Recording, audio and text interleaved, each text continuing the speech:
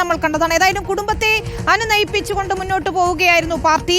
പക്ഷേ ഈ പ്രതികളെ സംരക്ഷിക്കുന്ന ഒരു നിലപാട് തന്നെയാണ് പാർട്ടി ഇപ്പോഴും സ്വീകരിക്കുന്നത്. അല്ലെ റോഷിപാൽ, രാഷ്ട്രീയമായി വേട്ടയാടുകയാണ്. അങ്ങനെയെങ്കിൽ പാർട്ടി സംരക്ഷണം ഒരുക്കും എന്നത് തന്നെയാണ് കോൺഗ്രസ് നിലപാടെന്ന് മനസ്സിലാക്കാൻ കഴിയുന്നു. മാത്രമല്ല IC ബാലകൃഷ്ണൻ, ND അപ്പച്ചൻ എന്നിവരോടൊക്കെ മുൻകൂർ ജാമ്യാപേക്ഷയിൽ തീരുമാനം വരുന്നത് വരെ ഒളിവിൽ തുടരാനാണ് പാർട്ടി തന്നെ നിർദ്ദേശം നൽകിയിരിക്കുന്നതെന്നാണ് നമുക്ക് മനസ്സിലാക്കാനും കഴിയുന്നത്.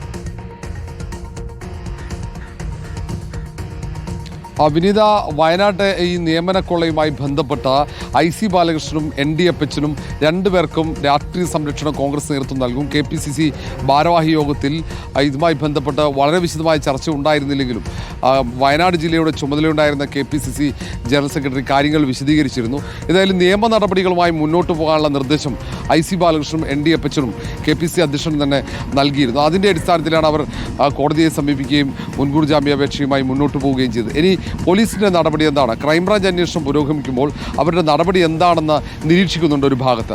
അതിനൊപ്പം തന്നെ ഇത് ഒരു രാഷ്ട്രീയ വൈരാഗ്യം തീർക്കാൻ LDF ശ്രമിക്കുകയാണെങ്കിൽ അതിന് സ്വാഭാവികമായും പ്രതിരോധം തീർക്കാനുള്ള ആലോചനയും പ്രധാനപ്പെട്ട നേതാക്കളൊക്കെ അങ്ങനെ നിർദ്ദേശം തന്നെ മുന്നോട്ട് വെച്ചിട്ടുണ്ട്.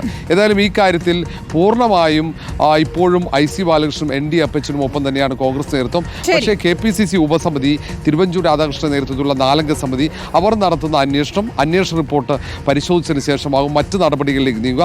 നിലവിൽ ഇവർ രണ്ടുപേർക്കെതിരെയും സംഘടനാ തലത്തിലുള്ള നടപടി എടുക്കേണ്ടതില്ല. അന്വേഷണം പൂർത്തീകരിച്ച് അത് വിശദമായി ചർച്ച ചെയ്തതിനു ശേഷം മാത്രം മതി നടപടി എന്ന വിലയിരുത്തലിലേക്കാണ് കോൺഗ്രസ് നേതൃത്വം എത്തിയിരിക്കുന്നത്.